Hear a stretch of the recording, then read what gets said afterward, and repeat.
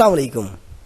आज हमने FIA act 1974 discuss करना है, क्योंकि असिस्टेंट डायरेक्टर FIA के पेपर 24 जुलाई से स्टार्ट हो रहे हैं। काफ़ी सारे स्टूडेंट कह रहे थे कि सर ये हमें आसान लैंग्वेज में करवा दें, तो हम शुरू करते हैं। एक्ट स्टार्ट करने से पहले ज़रा हम देख लेते हैं कि ये FIA है क्या।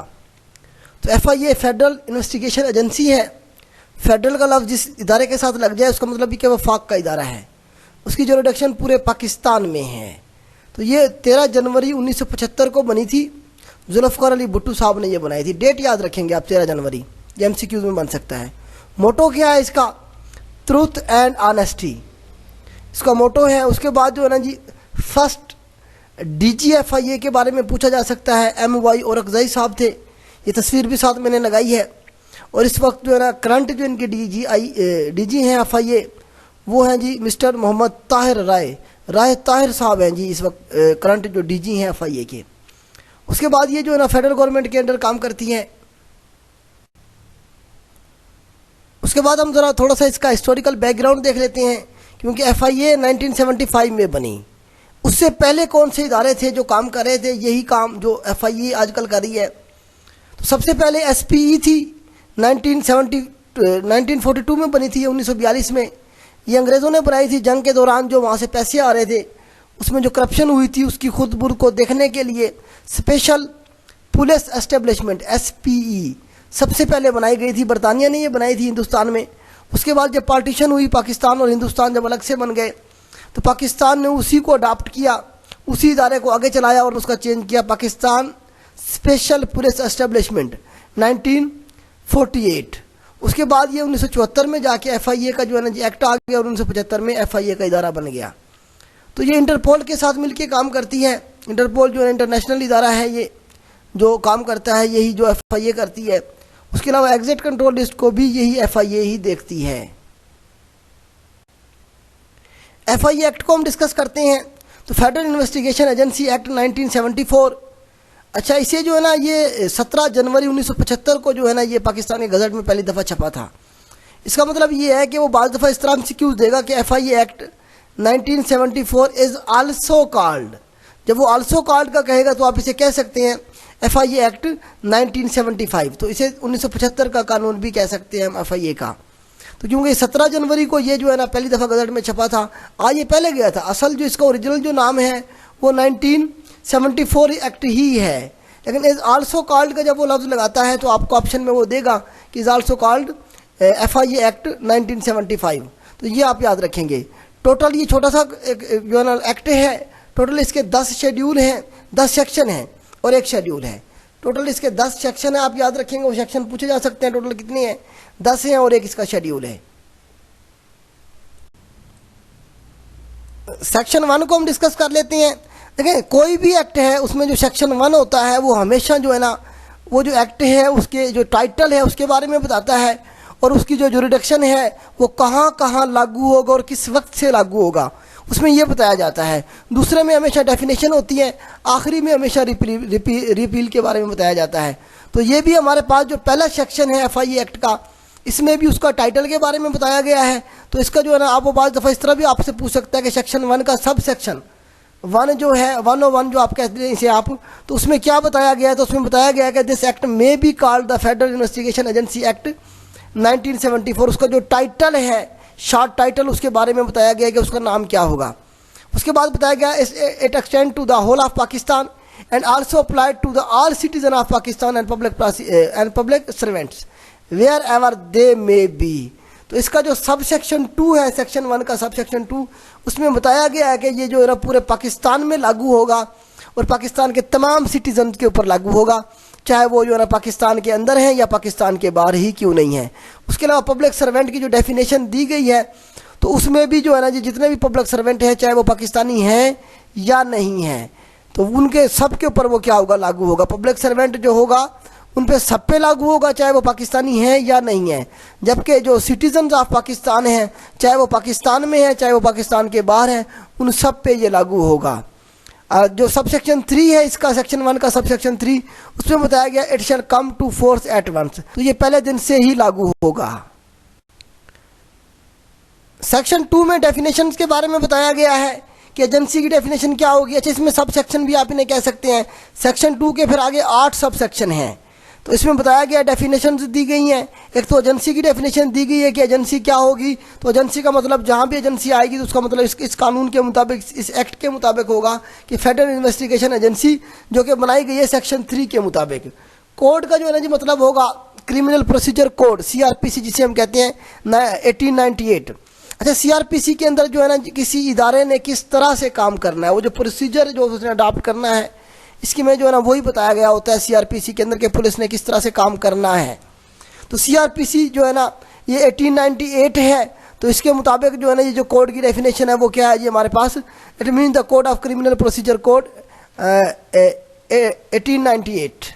उसके बाद डायरेक्टर जनरल का मतलब है ना director general of the agency. उसके बाद हमारे पास प्रोविंशियल पुलिस है।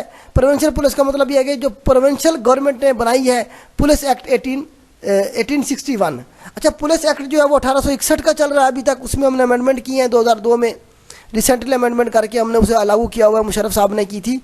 तो जो पुलिस एक्ट है वो 1861 है, जबकि CRPC जो हमारे पास चल रहा है वो 1898 चल रहा है, जबकि PPC जो है हमारे पास पाकिस्तान पिनल कोड वो हमारे पास 1860 का चल रहा है, 1860 का चल रहा है।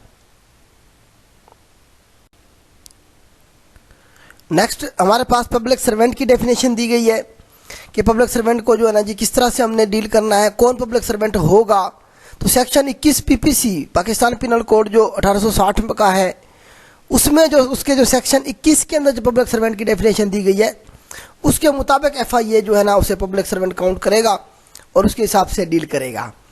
तो जिस तरह गवर्नमेंट मुलाजिमीन एक तो डायरेक्ट होते हैं, जिस तरह मैं अगर गवर्नमेंट मुलाजिम हूँ तो FIA का जो कानून है वो जो है ना मेरे ऊपर लागू होगा। लेकिन बहुत सारे इस तरह के जो है ना पब्लिक सर्वेंट होते हैं, जिस तरह कोई बिल्डर है वो पाकिस्तान के साथ मिलकर काम कर रहा है, कोई फॉरेनर है वो पाकिस्तान के साथ मिलकर काम कर रहा है, तो FIA का जो कानून है वो उसे भी जो है ना पब्लिक सर्वेंट काउंट करता है और उसके ऊपर भी लागू होता है। तो पब्लिक सर्वेंट का जो है ना जी सवाल यहाँ से इस तरह से पूछा जा सकता है आपसे कि पब्लिक सर्वेंट की जो डेफिनेशन है वो कौन से सेक्शन में और कौन से सब सेक्शन में मौजूद है। तो सेक्शन 2 के सब सेक्शन 5 के अंदर पब्लिक सर्वेंट की डेफिनेशन मौजूद है, जो कि पाकिस्तान पिनल कोड के सेक्शन 21 के अंदर दी गई है। तो इस तरह से वो आपके यहाँ से सवाल बन सकते हैं। तो उसके बाद जो नेक्स्ट हमारे पास डेफिनेशन है वो स्पेशल पुलिस की है। तो स्पेशल पुलिस जो है ना जी इसका मतलब है कि Pakistan special police establishment constitution under the Pakistan special police establishment ordinance 1948। तो जो हमारा ऑर्डिनेंस 1948 था उसके अंदर जो डेफिनेशन दी गई है उसके मुताबिक जो है ना ये डील करेगा स्पेशल पुलिस को। उसके बाद हमारे पास स्पेसिफाइड पर्सन है। तो स्पेसिफाइड पर्सन जो होगा वो हमारे पास जो प्रोविंशियल पुलिस का जो नुमाइंदा होगा, जो पर्सन होगा, उसे हम क्या कहेंगे, स्पेसिफाइड पर्सन कहेंगे। और रूल का मतलब होगा जो rule made under this act. तो ये सब सेक्शन है। तो इनमें वो आपसे पूछ सकता है कि सेक्शन 2 के सब सेक्शन 7 में जो है ना जी किस चीज़ की डेफिनेशन मौजूद है, या जो रूल की डेफिनेशन है वो कौन से सेक्शन और सब सेक्शन का भी पूछ सकता है आपसे। तो 2 के सब सेक्शन 8 के अंदर रूल की डेफिनेशन दी गई है। नेक्स्ट हमारे पास सेक्शन 3 है जिसमें एजेंसी के कॉन्स्टिट्यूशन के बारे में बताया गया है। एक तो ये जो एजेंसी बनाई गई है FIA, ये सेक्शन 3 के तहत बनाई गई है। और फेडरल गवर्नमेंट में constitute agency to be called the federal investigation agency for inquiry and investigation. तो ये जो एजेंसी बनाई गई है, फेडरल गवर्नमेंट ने ये बनाई है, ये क्या कर सकती है, इंक्वायरी कर सकती है और इन्वेस्टिगेशन कर सकती है। किसमें इन्वेस्टिगेशन कर सकती है, कॉन्स्पिरेसी में, to commit and abetment. Abetment कहते हैं किसी की हेल्प करना, जुर्म के अंदर किसी की हेल्प करना, या इस तरह के बाकी जो ऑफेंसेज हैं उनके अंदर क्या कर सकती है, इंक्वायरी कर सकती है और इन्वेस्टिगेशन कर सकती है। उसके बाद नेक्स्ट जो इसका सब सेक्शन है, सब सेक्शन 2 जो है सेक्शन 3 का, उसमें बताया गया है कि जो डायरेक्टर जनरल है उसे जो ना फेडरल गवर्नमेंट लगाएगी, और डायरेक्टर जनरल को भी और जो इसके दूसरे बाकी मेंबर होंगे इस एजेंसी के उन्हें फेडरल गवर्नमेंट ही लगाएगी और फेडरल गवर्नमेंट ही इसे सुपरवाइज करेगी, देखेगी। सेक्शन 4 है। उसके बाद हमारे पास सेक्शन 4 में superintendents and administration of the agency के बारे में बताया गया है। तो ये सवाल इस तरह भी आपके बन सकता है कि सेक्शन जो सुपरिटेंडेंट्स एंड जो एडमिनिस्ट्रेशन ऑफ द एजेंसी है ये कौन से सेक्शन में है। तो सेक्शन 4 के अंदर ये मौजूद है। इसमें जो है ना जी बताया गया है कि ये जो एजेंसी है उसे सुपरवाइज कौन करेगा, तो फेडरल गवर्नमेंट इसे सुपरवाइज करेगी। सेक्शन 4 का सब सेक्शन 1 में बताया गया कि फेडरल गवर्नमेंट क्या करेगी, इसे सुपरवाइज करेगी। सुपरिटेंडेंस जो होगी वो फेडरल गवर्नमेंट के जिम्मे होगी। उसके बाद जो इसका सब सेक्शन 2 है, सेक्शन 4 का सब सेक्शन 2, उसमें बताया गया है कि जो एडमिनिस्ट्रेशन है इस एजेंसी की वो जो है ना कौन देखेगा, वो डायरेक्टर जनरल देखेगा। और डायरेक्टर जनरल के जो अख्तियारात होंगे वो एक इंस्पेक्टर जनरल ऑफ पुलिस के, आईजी पुलिस जो होता है उसके बराबर होंगे।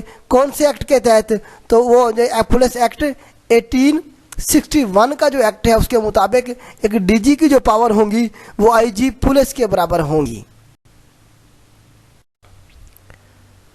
उसके बाद हमारे पास सेक्शन 5 है जिसमें बताया गया है कि power of the member of the agency, जो मेंबर्स हैं एजेंसी के उनकी पावर क्या होंगी।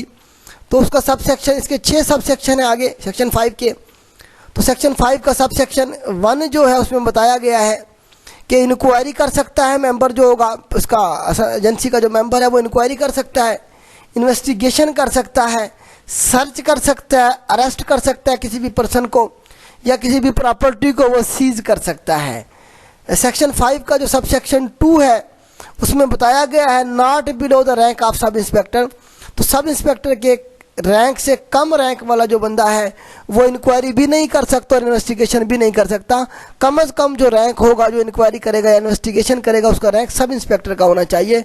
और वो जो है ना किसी भी जो है ना स्टेशन का, पुलिस स्टेशन का इंचार्ज भी हो सकता है, वो SHO के इख्तियारात भी उसके पास हो सकते हैं, लेकिन कम से कम जो उसका जो रैंक है वो सब इंस्पेक्टर का होना चाहिए, उससे कम वाला नहीं कर सकता है। उसके बाद सेक्शन 5 का जो सब सेक्शन 3 है मजीद, उसमें बताया गया है कि not below the rank of sub inspector authorised by the director general may arrest without warrant. इसमें बताया गया है कि सब इंस्पेक्टर की जो से कम की जो पोस्ट है, कम रैंक वाला किसी भी बंदे को गिरफ्तार नहीं कर सकता विदाउट वारंट के। तो वो उसमें बताया गया कि एक तो जो है ना डायरेक्टर जनरल जो है ना ऑथराइज कर देता है, लेकिन वो ऑथराइज किसे करेगा, सब इंस्पेक्टर तक कर सकता है, बस इससे नीचे नहीं करेगा वो।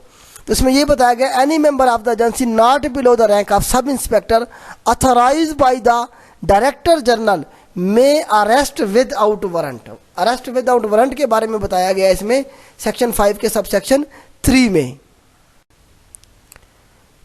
सेक्शन 5 के सब सेक्शन 4 में बताया गया है कि जो पुलिस स्टेशन होगा वो कहीं पे भी फेडरल गवर्नमेंट उसको ना डिक्लेयर कर सकती है, किसी भी जगह पे जो है ना डिक्लेयर किया जा सकता है पुलिस स्टेशन, जो कि डिक्लेयर कौन करेगा, फेडरल गवर्नमेंट करेगी। उसके बाद जो है ना जो सेक्शन 5 का सब सेक्शन 5 है उसमें ये बताया गया है कि किसी अगर जो है ना प्रॉपर्टी के ऊपर कोई इंक्वायरी चल रही है तो वो उसे बेच नहीं सकता, सेल नहीं कर सकता, ट्रांसफ़र नहीं कर सकता। सीज प्रॉपर्टी जो है ना वो सेल नहीं कर सकता, ट्रांसफ़र नहीं कर सकता, किसकी परमिशन के बगैर, उस मेंबर जो कि सील करके गया है उसकी परमिशन के बगैर या फिर कोर्ट की इजाज़त के बगैर, परमिशन के बगैर वो उस प्रॉपर्टी को ड्यूरिंग तफ्तीश, ड्यूरिंग इन्वेस्टिगेशन वो उसे सेल भी नहीं कर सकता और ट्रांसफ़र भी नहीं कर सकता।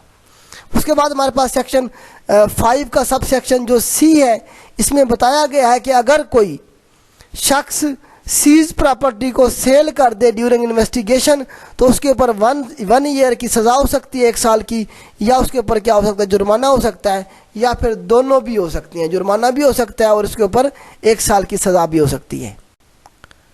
नेक्स्ट हमारे पास सेक्शन 5A है। सेक्शन 5A में हमें बताया गया है कि जो पब्लिक प्रोसिक्यूटर होगा वो कौन होगा। तो पब्लिक प्रोसिक्यूटर जो होगा वो असिस्टेंट डायरेक्टर लीगल या फिर डिप्टी डायरेक्टर लीगल होगा कम से कम। देखें ये जो कानूनी जो मतलब है कि इनके अपने एक तो अलग से अदालतें होती हैं, FIA की अलग से अदालतें होंगी, उसमें जो गवर्नमेंट का जो केस है वो जो लड़ेगा, जो उसे लेके चलेगा, वो कम से कम जो है ना असिस्टेंट डायरेक्टर कम से कम उसे फॉलो करेगा, या फिर डिप्टी डायरेक्टर जो है ना वो गवर्नमेंट की तरफ से नुमाइंदा होगा उन केसेस में।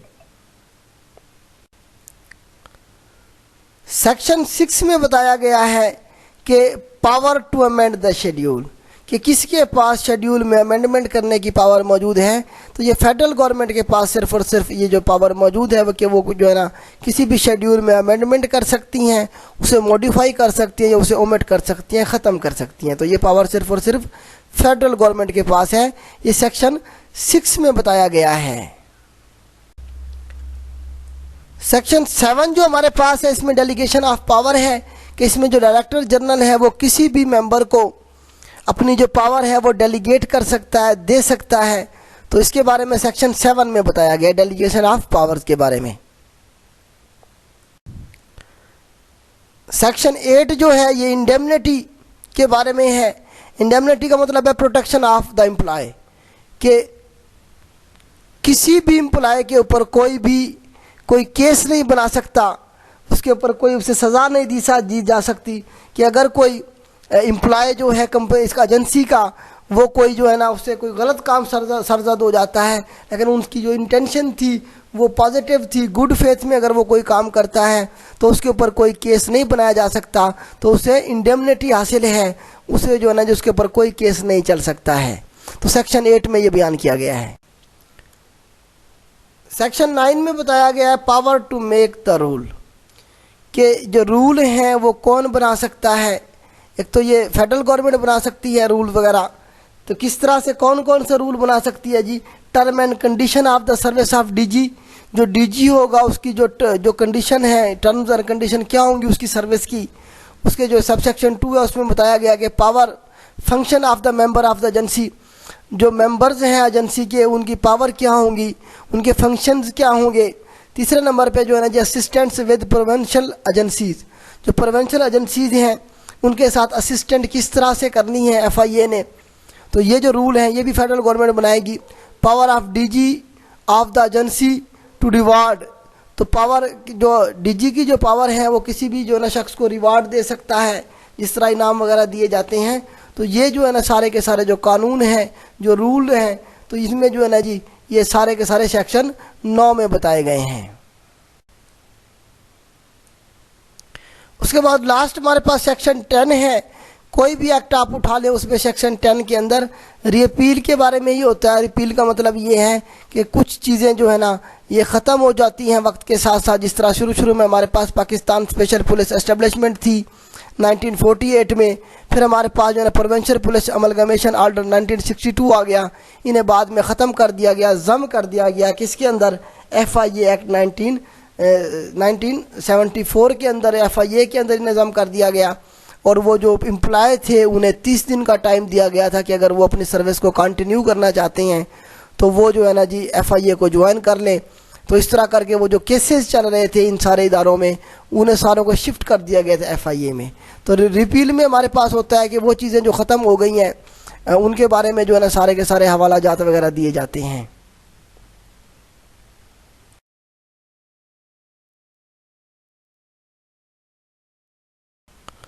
तो ये हमारा FIA एक्ट था। मैंने कोशिश की आपको आसान लैंग्वेज में ये समझाने की, क्योंकि ये लॉ है तो इसमें जो लैंग्वेज है लॉ की सारी लिखी होती है, थोड़ी सी मुश्किल होती है इसे समझना पढ़ना जिसने लॉ नहीं किया हुआ उसके लिए। तो इसमें आपने जो है ना सेक्शन देखने हैं, याद रखने हैं। कितने सेक्शन है, टोटल 10 सेक्शन है। पहले सेक्शन में क्या हुआ है, दूसरे में क्या हुआ है, तीसरे में क्या हुआ है, सिर्फ आपने इसे 2-3 दफ़ा जो है ना इसे पढ़ लेना है। तो इसमें से आपको जो है ना इंशाल्लाह वो मैक्सिमम चीज़ें याद हो जाएंगी। ये याद करें, यहाँ से आपका 16 नंबर का पेपर होना है, तो यहाँ से इंशाल्लाह आप अगर इसे कर लेते हैं तो यहाँ से आपके तकरीबन सारे सवाल कवर हो जाएंगे। आज के लिए इतना ही। अल्लाह हाफिज़।